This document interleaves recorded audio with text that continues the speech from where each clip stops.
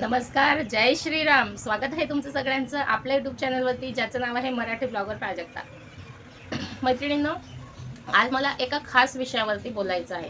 आज आपण काही बिझनेस टिप किंवा स्टिचिंगच्या टिप्स मी तुम्हाला आज सांगणार नाही आहे. आज मला अशा खास विषयावरती बोलायचं आहे, जे मला खूप महत्त्वाचं वाटलं तुमच्याशी शेअर करणं, कारण ह्या गोष्टी मराठी माणसांसाठी खूप महत्त्वाच्या असतात. तर मैत्रिणींनो, मी काजल क्रिएशन तुम्हाला माहितीच असेल, ती साड्या वगैरे सेल करते. तिच्याविषयी मी 1-2 व्हिडिओसुद्धा आधी बनवलेला होता आणि जो मी आधी बनवलेला होता त्यामध्ये सुद्धा मला तिच्याविषयी वाईट बोलायचं नव्हतं. आणि मी तिचे रोज व्हिडिओ बघत असते, डेलीचे काजल क्रिएशनवरचे पण आणि काजल लाईफस्टाईलवरचे पण आणि काजल टेकवरचे पण. मी तिचे तिन्ही चॅनलवरचे व्हिडिओज बघत असते आणि तिला फॉलो करत असते. तर काल तिने तिच्या व्हिडिओमध्ये सांगितलेलं होतं की मला निगेटिव्ह कमेंट जास्त येत आहेत. म्हणजे एका बाईने तिला कमेंट केलेली आहे की मी 5 महिने झाले ड्रेसचं ऑर्डर दिलेली, पण मला ड्रेस दिला नाही. तर असं होऊच शकत नाही. जर 5 महिने तू ऑर्डर मिळाली नाही, तर तू 1-2 दिवसातच आपण रिटर्न मेसेज करतो किंवा काही ॲक्शन घेतो की ताई तुम्हाला ड्रेस दिलाच नाही, मी ऑर्डर दिलेली होती वगैरे वगैरे. एवढे 5 महिने कोणी थांबत नाही. तर प्रत्येकाने कमेंट करताना म्हणजे विचार करून कमेंट करा, कारण तिने पण खूप मेहनत केलेली आहे. तेव्हा कुठे ती या पोझिशनला पोहोचलेली आहे. यूट्यूबवरती 3-3 अकाउंट चॅनल चालवणे आणि त्याबरोबर स्टिचिंगचं सुद्धा एवढं काम करणं, त्याच्याबरोबर साड्या सेल करणं हे खूप मोठी गोष्ट आहे. एक तुम्ही स्वतः तिच्या जागेवरती स्वतःला ठेवून बघा की आपण एवढं सगळं करू शकतो का? नाही करू शकत. कारण एका स्त्रीने घरातली कामं करून सगळं एवढे 3 चॅनल, परत स्टिचिंगचं काम वगैरे, साड्या सेलिंगचं, ती रात्रभर याच्यावरती लाईव्ह घेते. एवढं ती काम करत असते, तर एवढं तिला ट्रोल करू नका. तर माझं एकच म्हणणं आहे की मराठी माणूसच मराठी माणसाला पुढे जाऊ देत नाही. जर एखादी स्त्री पुढे जाते तर दुसऱ्या स्त्रीच्या पोटात नक्कीच दुखतं. कारण स्त्रीच म्हणजे महिला ज्या असतात ना, त्या महिलांच्या दुश्मन असतात पुरुषांपेक्षा. तर मैत्रिणींनो, तुम्हाला जर बिझनेस करायचा असेल तर तुम्ही स्वतःचं स्टार्ट करा.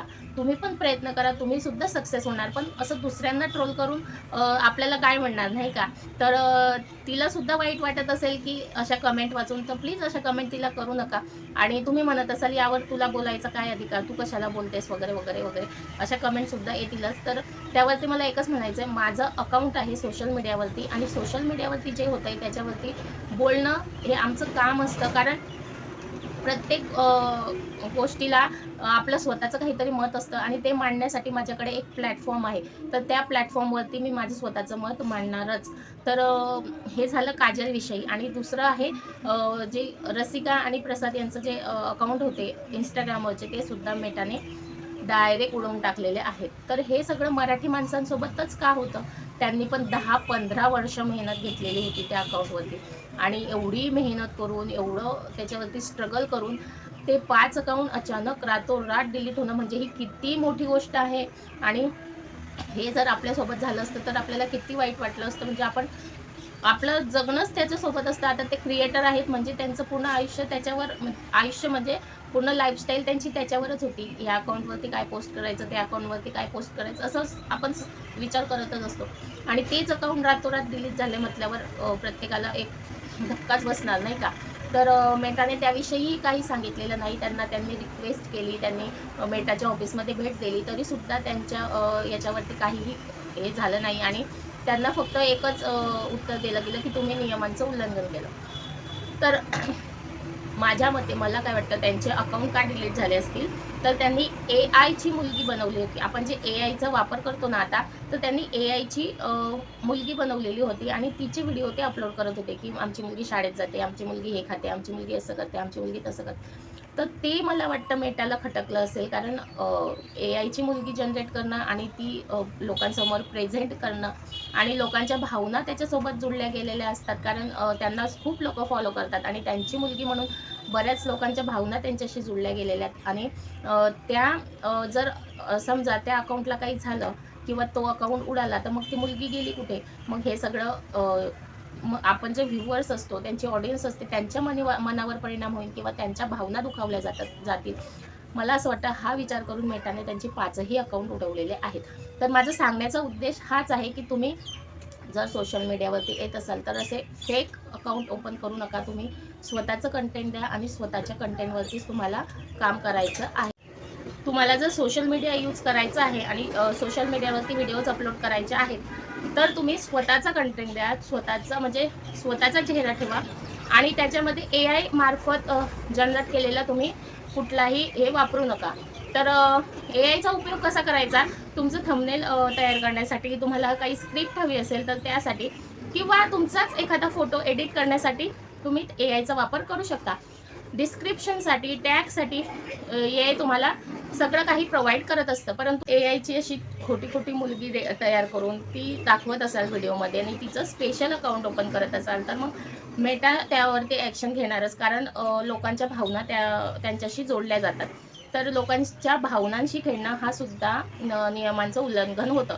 तर मला वाटतं त्यामुळे त्यांचं चॅनल जे आहे, त्यांचे अकाउंट जे आहे ते उडवले असतील मेटाने, असं मला वाटतं. तर तुम्हाला जर AIचा वापर करायचा असेल तर तुम्ही फक्त स्क्रिप्टसाठी, व्हिडिओ एडिटिंगसाठी किंवा तुमच्या थंबनेलसाठी, डिस्क्रिप्शनसाठी, टॅगसाठी यासाठी किंवा तुमचा एखादा फोटो एडिट करण्यासाठी तुम्ही त्याचा वापर करू शकता. परंतु असं खोटं काहीतरी बनवून त्याचं स्पेशल अकाउंट बनवू नका, नाहीतर तुमचेसुद्धा अकाउंट उडून जाऊ शकता. तुम्ही एवढी मेहनत घेतलेली असते आणि ते एकदम रातोरात गायब होणं म्हणजे खूप मोठी गोष्ट आहे. कारण मी पण स्वतः सोशल मीडियावरती काम करते आणि जर आपलं अकाउंट रातोरात डिलीट झालं, इतकी मेहनत घेतलेली, तर काय अवस्था होईल हे आपण विचार करू शकतो. तर त्यांच्या व्हिडिओज खाली किंवा त्यांच्यासाठी पण ह्याच कमेंट येत आहेत की बरं झालं यांचं अकाउंट उडालं, छान झालं यांचं अकाउंट उडालं, यांच्यासोबत असंच व्हायला पाहिजे होतं. तर असं का कमेंट करतात तुम्ही? एवढ्या निगेटिव्ह कमेंट? काय वाईट केलेलं असतं समोरच्याने तुमचं? तुम्ही फक्त त्यांना रोज व्हिडिओजमध्ये बघत असता, तुम्ही पर्सनली त्यांना भेटले सुद्धा नाही. मग असं कोणाविषयी का वाईट बोलायचं? त्यांनी पण खूप मेहनत घेतलेली होती. 10-15 वर्ष त्यांनी त्याच्यावरती मेहनत घेतली, तेव्हा त्यांचे अकाउंट इतके ग्रो झाले आणि ते इतके पैसे कमवले त्यांनी. पण तुम्ही एका सेकंदात त्यांचा तिथे अपमान करतात आणि त्यांना वाईट वगैरे बोलतात. त्याच्यामुळे समोरच्याच्या मनस्थितीचा सुद्धा विचार करायचा. जर ते तुमच्या कमेंट वाचत असतील तर त्यांना काय फील होत असेल याचा विचार नक्कीच करा. आणि काजलला पण वाईट कमेंट करू नका, कारण ती खूप मेहनती मुलगी आहे, खूप मेहनत घेत आहे. स्वतःचं अस्तित्व निर्माण केलं आहे तिने, एकटीच्या जीवावर केलं आहे आणि कोणाचाही सपोर्ट न घेता. तर प्लीज तिला पण वाईट कमेंट करू नका. आणि तुम्हाला जर एखादी ऑर्डर मिळाली नसेल तिला ऑर्डर देऊन, तर तुम्ही तिला पर्सनली मेसेज करा की काजल, माझी अशी ऑर्डर होती, तू अजून मला दिली नाही किंवा मला पाठवली नाहीस. तुम्ही पर्सनली तिला मेसेज करा. तिच्या व्हिडिओ खाली असे निगेटिव्ह कमेंट करू नका. त्या निगेटिव्ह कमेंटने काय होईल तुम्हाला माहिती आहे का? तिच्या बिझनेसवरती इफेक्ट पडेल. तिचे जे कस्टमर आहेत, ज्यांचा तिच्यावरती विश्वास आहे, ते तिला रिपीट ऑर्डर देतीलच. पण ज्यांनी अजून ऑर्डर तिला दिलेलीच नाही आहे आणि त्यांनी जर तुमच्या कमेंट वाचल्या तर तिच्या बिझनेसवरती इफेक्ट पडू शकतो. त्याच्यामुळे तुम्ही प्लीज तिला अशा वाईट कमेंट करू नका. समोरच्याचा पण विचार करावा की हिने किती मेहनत घेतलेली आहे. चूक होते एखाद्याकडून, होते चुकते, मागे ब्लाऊज असतं वगैरे झालं ते होते. 7 खून तर देवसुद्धा माफ करतो, मग आपण कोण लागतो माणूस? तर प्लीज वाईट कमेंट करू नका कोणाला, तिलाच काय कोणालाच करू नका. आणि मराठी माणसांना तर अजिबात नाही. मराठी माणसांनाच आपण मराठी माणूसच मागे खेचण्याचा प्रयत्न करत असतो. त्याच्यामुळे प्लीज मराठी माणसांना पुढे जाऊ द्या आणि त्यांच्यासाठी चांगल्या कमेंट करा. त्यांच्या चॅनलला सबस्क्राईब करा, लाईक करा, शेअर करा. कारण आपणच एकमेकांना सपोर्ट केला तर नक्कीच पुढे जाऊ.